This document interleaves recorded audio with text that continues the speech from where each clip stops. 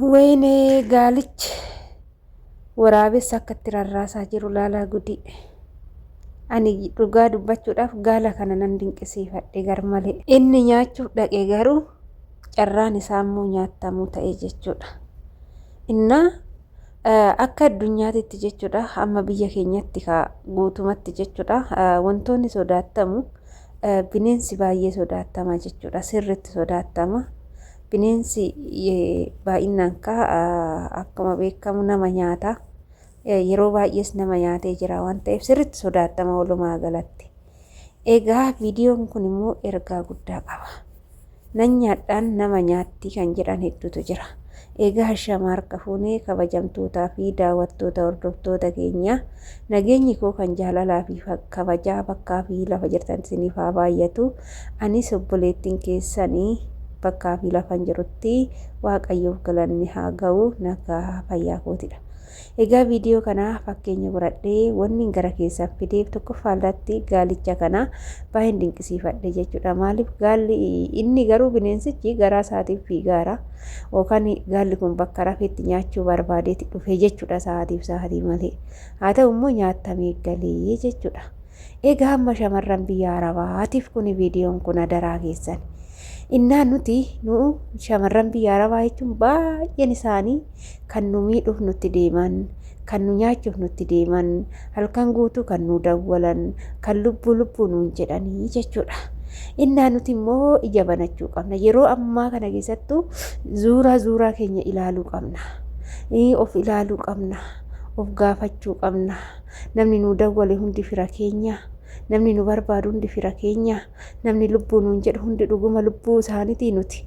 Maaliif akkana naan jedhe namni kun jennee nama nu nyaachuuf dhufu, nama nu shawwaduuf nutti as deemu, nama sobeetoo maal jaalallee fakkaatee fira fakkaatee jireenya keenya keessa seenee nu balleessuuf ta'u. Isa san ofirraa adanuu jecha, isa san ofirraa baraaruu jecha gamaa gamana keenya laaluudha. Baay'een keessan sababa jaalalaa kanaaf baay'een miidhamaa jirtu. Keessattuu jaalala onlaayinii jedhamu kanaan ijoollee baay'een biyyoota Arabaa keessatti waggoota dheeraadhaaf hojjettanii kan waggaa 2, kan waggaa 3, kan waggaa 4, kan waggaa 7 kan irratti erganii jiru. Obboleettiin keenya takka waggaa 8 guutuu kushiina madaamii keessa dhaabbattee hojjettee mana nuu ijaari jettee irratti ergitee jechuudha. Inni mana ijaaree xumure jedheeni ishii bakka nan gala jettee gaafa tiikeetti qopheeffattu garuu suuraa haadha manaa isaatii fi suuraa ilmoo isaa irratti erge jechuudha.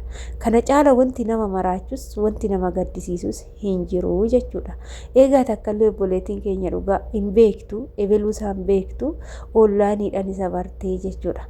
Innaa onlaayiniidhaan isa bartee mucaa kanaa itti haasofte haga waggaa 7 jechuudha.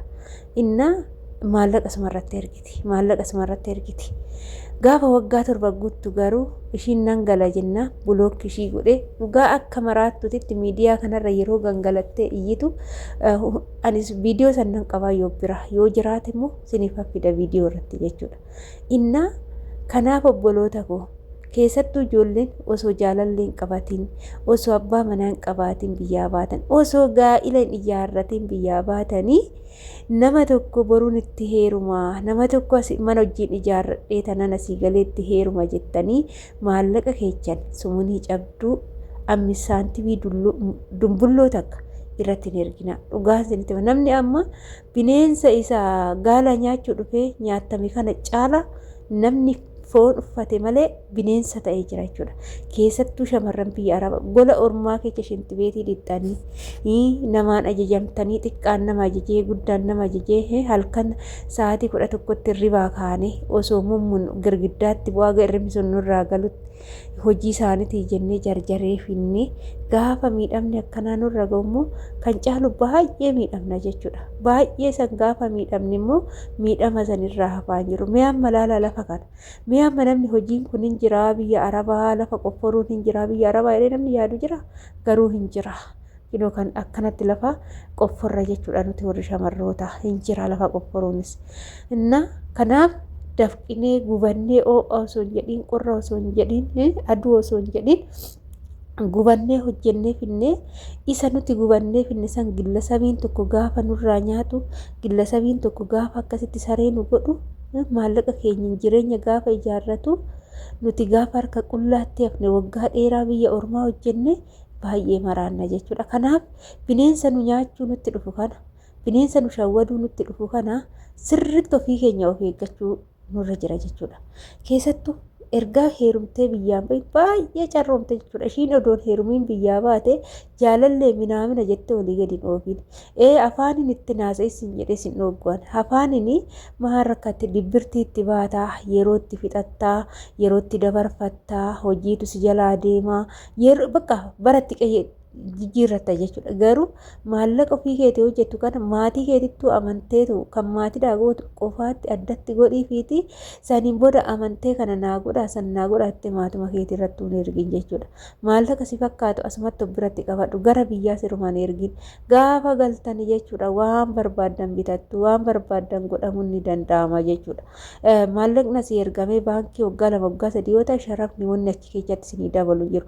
Garuu asitti immoo sharafni haalli doolaara dabalaa deema malee wanni badu hin jiru. Mana natsaannatii qabu taanaan mana maallaqa keessa jalaa hin banne taanaan yoo barbaadde immoo maadaamii teetiin akkaawuntii naa bani jedhiiti asiin baatiirraan akkaawuntii itti galfadhu mindaa kee fudhadhuuti jechuudha.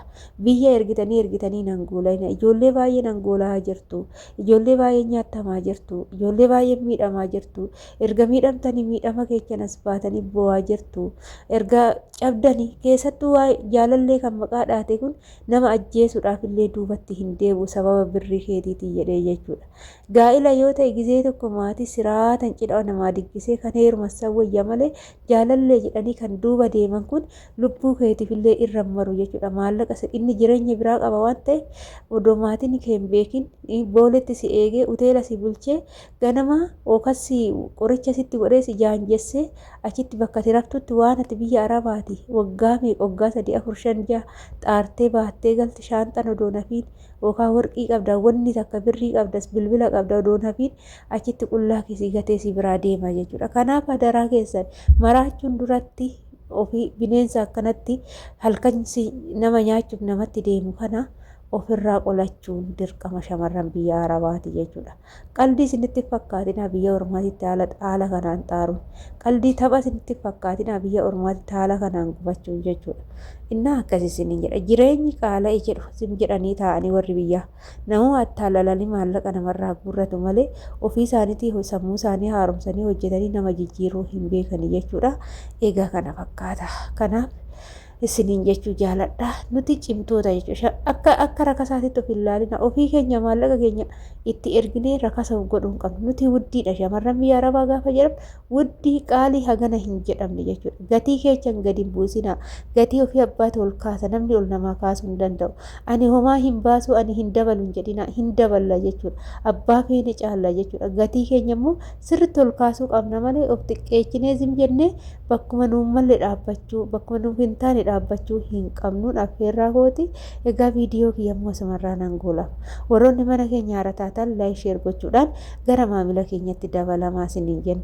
Akka viidiyoon kiyya yeroo yeroodhaan isin bira gahuuf immoo mallattoo bilbilaa san gurraachachuudhaan maatii keenya ta'a isiniin jechuun affeerraa kooti. Egaa kana fakkaata hordoftoota kiyya yaadaaf qeeqayyoo qabaattan immoo saanduqa koomentii jalatti barreessaa nu jajjabeessaa isiniin jechuun affeerraa kooti. Kanaaf adaraa isinitti haa ta'u biyya ormatti gubattanii hin kufina of hin kuffisinaa isiniin jedha. Maaliif namni xaaree yoo kufe baay'ee miidhamaa waan ta'eef jechuudha.